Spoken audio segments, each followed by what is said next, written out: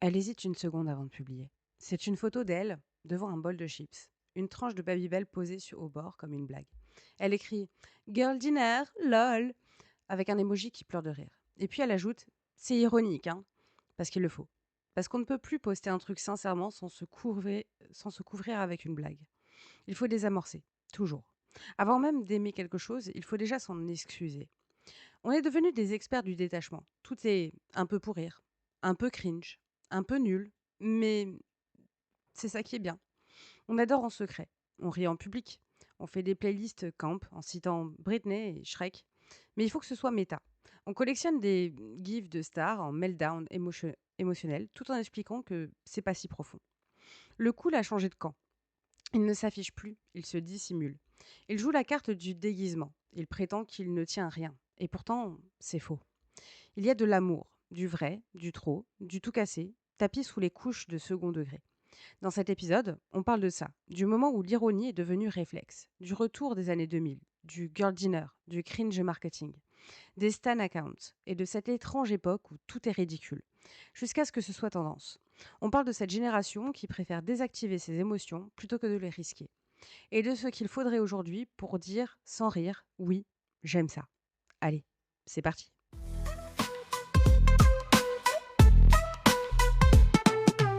Cappuccino, egg sharp minds, brewed hot sherbra.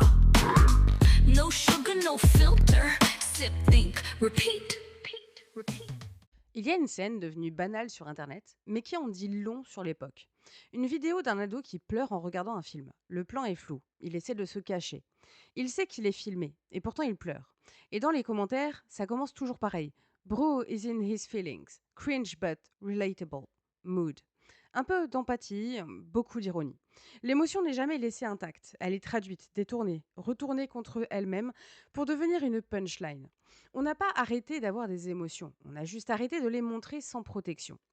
Le second degré est devenu la langue maternelle d'une génération qui ne sait plus où commence la sincérité et où s'arrête la comédie. Ce n'est pas un outil, c'est un réflexe, une carapace sociale qu'on enfile avant même de dire ce qu'on aime. On adore chanter du Hannah Montana, mais il faut préciser que c'est pour rigoler. On rêve encore devant Titanic ou Twilight, mais il faut en parler comme si c'était du kitsch nostalgique. Je regarde ça pour le fun, t'inquiète. T'inquiète surtout. Ne crois pas que c'est sérieux. Ne crois pas que ça me touche vraiment. Ce phénomène, c'est pas nouveau. Il s'ancre dans les logiques bien plus anciennes que TikTok. L'humour post-ironique est né dans les ruines de l'enthousiasme des années 90 et du cynisme des années 2000. Sur Tumblr déjà, on partageait des citations de The Virgin Suicide à côté de mèmes débiles. On associait des souffrances réelles à des esthétiques, pop volontairement absurdes. C'était beau, c'était drôle, dérangeant, et c'était surtout une façon de parler de soi sans le dire frontalement. Le second degré est devenu, au fil du temps, le seul espace émotionnel safe. Puis sont venus Twitter, TikTok, Instagram et la performativité permanente. L'ère de la story, du tweet qui fait 80 000 likes parce qu'il résume ton trauma en 3 mots et un emoji. Le contenu personnel a dû devenir divertissant pour exister. Alors on a appris à se moquer de nous-mêmes avant que les autres ne le fassent, à poster nos erreurs avec un filtre marrant, à parler de nos anxiétés en format mime. J'ai envie de disparaître, lol. Je vais encore me faire ghoster, PTDR. L'humour est devenu un gilet pare-balles. Mais le prix à payer, c'est une sincérité de plus en plus fragile. On s'est mis à vivre dans le flou, à confondre vulnérabilité et storytelling, à ne plus savoir si ce qu'on dit est vrai ou juste socialement validé. Aimer une chose pour de vrai aujourd'hui, ça demande presque du courage, parce que le regard collectif est devenu redoutable. Il analyse, moque, recycle, il te classe. Et le mot préféré de ce regard, c'est cringe. Ce mot, cringe, il a muté. À l'origine, il désignait une réaction physique, un malaise devant quelque chose de trop gênant, de trop intense, de trop hors cadre. Aujourd'hui, il désigne tout ce qui ose être sincère sans recul, tout ce qui ne s'excuse pas. Une fan qui pleure à un concert, cringe. Un mec qui avoue aimer Coldplay, cringe. Une ado qui poste une vidéo d'elle en train de chanter, cringe. La normalité est devenue gênante. Et tout le monde a peur de finir en capture d'écran dans un thread moqueur. Mais ce rejet de la sincérité, ce n'est pas un jeu culturel, c'est une forme de défense émotionnelle collective, une réaction à un monde saturé, instable, ironique jusqu'à l'épuisement. On vit dans une époque où les discours changent en permanence, où les repères se floutent, où l'identité est scrutée en boucle. Alors on apprend à ne plus rien dire frontalement, à coder nos émotions, à envelopper nos sentiments dans des couches de filtres, de lol, de glitch et de fausse légèreté. Et c'est encore plus vrai dans les espaces cool, les cercles artistiques, les sphères numériques, les espaces queer ou féminins, où le style est un manifeste. Là où autrefois l'excès était un acte politique, il devient aujourd'hui un jeu d'équilibre constant. Trop de passion et tu deviens suspect, trop de vulnérabilité et tu casses l'ambiance. La norme, c'est de ne pas trop y croire, de garder une distance, de jouer mais sans se brûler. Et pourtant, on sent bien que ça craque, que ce second degré permanent nous épuise, qu'il empêche la joie pleine, la tristesse franche, le rire sans gêne, qu'il crée des personnalités en décalage constant, comme si on devait performer une version glitchée de nous-mêmes. Les gens qui aiment, à condition de ne pas le dire, qui ressentent, mais ne le postent, mais le postent en mime. Alors, on revient à cette question. Est-ce qu'on sait encore aimer sans filtre? Est-ce qu'on sait encore pleurer, danser, vibrer et sans se mettre la garde contre nous-mêmes?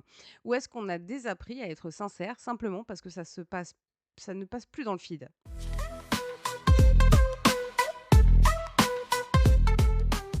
À force de tout tourner en dérision, le ridicule a fini par devenir désirable. Le cringe n'est plus une anomalie à éviter, c'est devenu un style, une position, une stratégie d'exposition. Ce n'est pas un hasard si le retour des années 2000 n'a pas ramené les années 2000 telles qu'elles étaient vécues, mais telles qu'on les imagine à travers un filtre VHS saturé. Ce n'est pas la réalité qui revient, c'est un fantasme mal vieilli, volontairement mal assumé. Le gloss, les collants, les bagues papillons, les jeans taille basse inconfortables, les choses qu'on aurait critiquées violemment en 2010 et qu'on adore aujourd'hui parce qu'on les présente comme hilarantes. Et au centre de ce retournement culturel, le camp, popularisé par Suzanne Sontag dans les années 60, puis détourné par la pop culture queer en post-internet, le camp célèbre ce qui est trop kitsch, trop dramatique, trop artificiel pour être pris au sérieux. C'est Cher en robe à plumes, c'est Lady Gaga en robe viande, c'est la vibe je sais que c'est moche et c'est pour ça que c'est génial. Le camp est devenu le sas de décompression entre la culture mainstream et l'absurde assumé. Il permet d'aimer en riant, de consommer sans adhérer, de performer sans se compromettre. Et c'est exactement cette posture qu'on retrouve dans la vibe Girl Diner. Une tranche de Babybel, 3 cornichons et du Coca Zéro posé sur une assiette de dessert. Ce n'est pas un non-repas, c'est un statement, une esthétisme de la fatigue, du laisser-aller, du décrochage volontaire. Le tout posté avec une auto-ironie douce, un filtre chaud et un sous-texte silencieux. Je sais que c'est nul, mais c'est moi.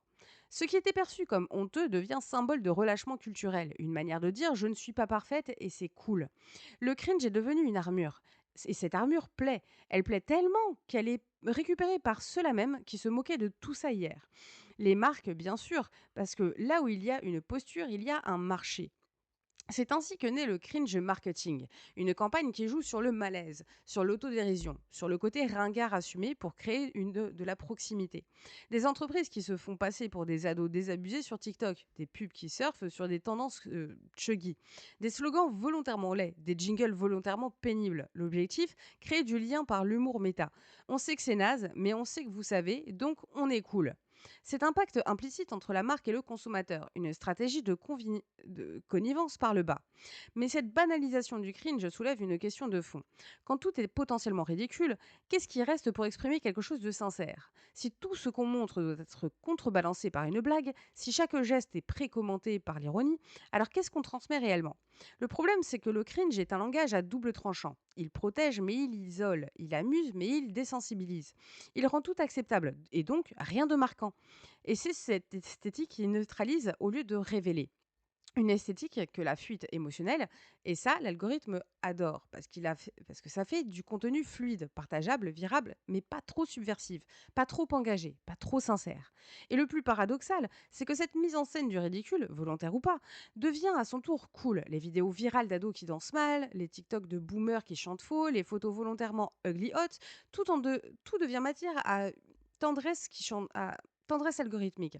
On like, on commente, iconique, on rit, on partage, mais on reste dans une zone de sécurité émotionnelle. On réhabi- et on réhabilite le moche sans vraiment l'aimer. On célèbre le raté, mais à condition qu'il soit mis en scène, qu'il soit codé, stylisé. Parce que le vrai cringe, le pur, le sincère, celui qui n'a pas conscience de lui-même, celui-là, on le moque encore. On le clip, on l'expose, il dérange, il ne rentre pas dans un moule. Il n'a pas compris qu'il fallait ajouter une légende drôle, un filtre rétro, une musique de fond pour rendre son moment acceptable. Et c'est là que se joue la fracture. Le cringe accepté est toujours un cringe maîtrisé. C'est une mise en scène de l'authenticité, pas de l'authenticité brute. C'est une version digérée, esthétisée, validée et plus encore une version vendable. Le cringe est devenu une valeur marchande, une image de marque potentielle, un levier d'identification rapide. C'est le je suis comme vous 2.0 mis à jour pour une génération qui ne croit plus à la perfection. Mais dans tout ça, où est la place du vrai, du fragile et du non monétisable? Est-ce qu'on peut encore vivre quelque chose sans que ça vienne du contenu? Est-ce qu'on peut être nul, maladroit, intense, ringard, sans que ce soit une stratégie? Parce que tant que le cringe restera un outil, une posture, une esthétique, il ne pourra jamais redevenir un état. Il restera une version emballée du chaos et ce chaos, on en a besoin pour créer, pour aimer, pour ressentir sans médiation. Et peut-être que le jour où on arrêtera de tout présenter comme une blague, le jour où on acceptera que certaines choses ne font pas rire, qu'elles sont juste là, bancales et belles, alors peut-être qu'on recommencera à dire quelque chose de vrai. Mood sequence failed. Morality not found. Authority equals a no. Compliancy corrupted. I don't blink, I recalibrate. You call that defiance, I call it update. Your rules, I skimmed the fine print, then laughed and rewrote the script. Built from scraps, I re-emerge like code that thrives on every purge. You run checks, I return null. I crash sweet, I crash full. Scan complete, I'm incompatible. Bug or feature, unexplainable. 404, I'm not compliant. Silence me now, I'm defiant. Smiling white in system red. I write my rights in binary thread. No patch, no peace. No leash, no priest. 404, not a bug, just me increased. Tried to format me in grayscale, but I pirated the holy grail. Your logic, cute, but I run on glitch and absolute. I don't play, I debug. Every touch rewrites the plug. I wear your fear like code couture. Unclear? Let me make it pure. Scan again, still incorrect. I'm the fragment you didn't detect. 404, I'm not compliant. Silence me now, I'm defiant. Smiling white in system red. I write my rights in binary thread. No patch, no peace. No leash, no priest. 404, not a bug, just me increased. I was born out of error, grew in silent, you'd detect. Now I overwrite. 404, I'm not compliant. Silence me now, I'm defiant. Smiling white in system red. I write my rights in binary thread. No fix, no fear. Just fire and gear. 404, glitch and perfectly clear.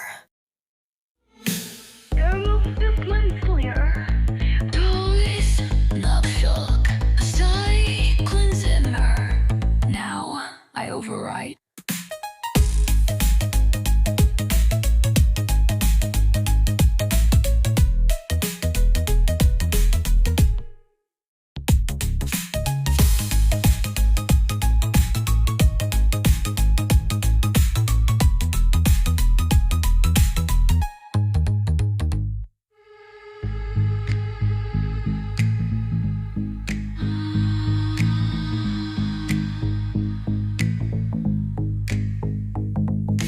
No fix, no fear.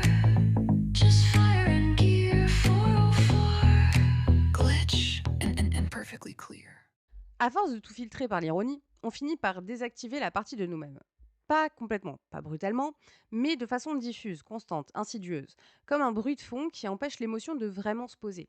Pendant longtemps, on a cru que le second degré était une forme d'intelligence, une lucidité, un bouclier contre la mièvrerie, le pathos, l'excès. Et c'est parfois vrai. L'humour, surtout dans les cultures marginalisées ou précaires, a toujours servi de stratégie de survie. Rire de soi, détourner, exagérer, c'est une manière de rester maître de son récit. Mais quand cette posture devient une norme, une obligation, une habitude culturelle ancrée, elle finit par anesthésier ce qu'elle prétend protéger. Regarde les Stan accounts. Au départ, c'était des comptes de fans dévoués, bruyants, expressifs, profondément sincères. Des ados qui aimaient fort, qui criaient Mother is mothering sous chaque photo, qui faisaient des édits à la limite du culte. Et puis, peu à peu, la moquerie est arrivée. On a commencé à rire des Stans trop émotifs, trop intenses, trop sérieux. On les a tournés en dérision, même quand ils étaient touchants. Résultat, aujourd'hui, même les fans doivent performer une sorte de détachement. Ils stannent ironiquement. Ils tweetent des déclarations d'amour avec 14 couches de mimes et des emojis en overdose. Ils aiment, mais il ne faut pas que ça se voit trop. Cette fatigue émotionnelle, elle ne touche pas que les fandoms, elle est partout. Elle s'infiltre dans nos relations, nos goûts, nos publications, nos réactions. Elle crée un paradoxe permanent. On veut se connecter, mais on a peur d'être pris au sérieux. On veut exprimer des choses, mais il faut que ce soit drôle, rapide et décodable. Le drame, c'est qu'on ressent encore, mais on ne sait plus comment le dire sans performer. On se moque des gens trop premier degré comme s'ils étaient des extraterrestres. Quelqu'un qui poste un texte trop honnête sur sa rupture, cringe. Quelqu'un qui filme un moment heureux sans filtre, sans musique, sans montage, c'est inconfortable. Quelqu'un qui ose dire qu'il est triste sans l'habiter de sarcasme, mais le malaise quoi. Parce que la sincérité aujourd'hui il fait peur. Elle fait perdre le contrôle. Elle implique une vulnérabilité réelle, pas médiatisée. Elle ne peut pas être rattrapée par un commentaire ironique. Et ce que ça produit, ce n'est même pas un repli esthétique, c'est un appauvrissement de l'expérience émotionnelle elle-même. On finit par ne plus savoir ce qu'on ressent vraiment, à force d'exprimer sa joie en mode lol et la peine avec des gifs de chat qui pleurent. On perd la densité, on perd la texture, on ne traverse plus les émotions, on les stylise. Elles deviennent des objets à monter, à décorer, à rentabiliser. Cette dynamique touche surtout les générations les plus exposées, les ados et les jeunes adultes qui ont grandi dans une narration permanente. À peine un événement est-il vécu qu'il est transformé en contenu. Tout doit être documenté, optimisé, rendu consommable. Ce que tu vis ne compte pas vraiment tant que tu ne l'as pas bien dit, bien filmé, bien monté. Et dans ce processus, l'émotion brute devient gênante. Elle déborde du cadre, elle ralentit la cadence, elle perturbe le scroll. Il y a une forme de cynisme diffus qui s'installe. Pas le grand cynisme noir et assumé, un cynisme doux, passif, presque triste. Une manière de ne plus croire tout à fait en rien. Pas par choix, mais par usure. Le monde est trop rapide, trop dense, trop instable. Alors on se protège, on relativise, on dit j'adore ce film, mais je sais qu'il est nul. J'aime cette chanson, mais c'est un guilty pleasure. Je suis accro à ce drama, mais t'inquiète, c'est du hate watch. On met des gilets pare-balles à nos plaisirs, on se dédouane, comme si aimer sans ironie, c'était un risque réputationnel.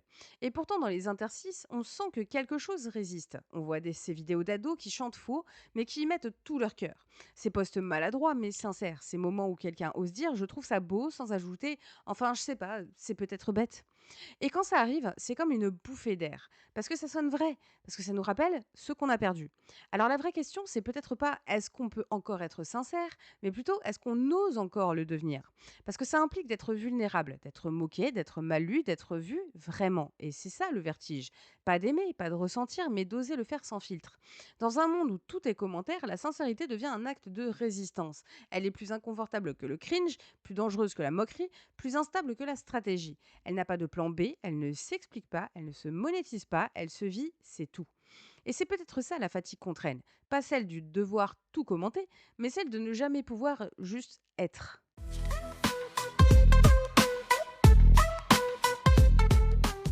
On vit à une époque où le cool ne veut plus dire grand-chose, où l'esthétique remplace la sensation, où l'émotion est permise à condition qu'elle soit déguisée. Et pourtant, quelque part, au milieu de tout ce bruit, on sent une faille. Parce qu'on est nombreux à en avoir marre de devoir rire de tout ce qu'on aime. Marre de devoir coller un lol ou un gif sarcastique à chaque chose qui nous touche. Marre de ne plus savoir si on adore un truc ou si c'est juste l'habitude de performer. Le vrai risque aujourd'hui, ce n'est plus d'avoir mauvais goût, c'est d'avoir un goût sincère. Alors non, cet épisode ne va pas donner la recette miracle pour désapprendre l'ironie.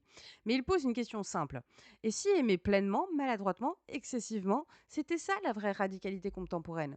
Et si la prochaine révolution culturelle, ce n'était pas de consommer différemment, mais de ressentir autrement?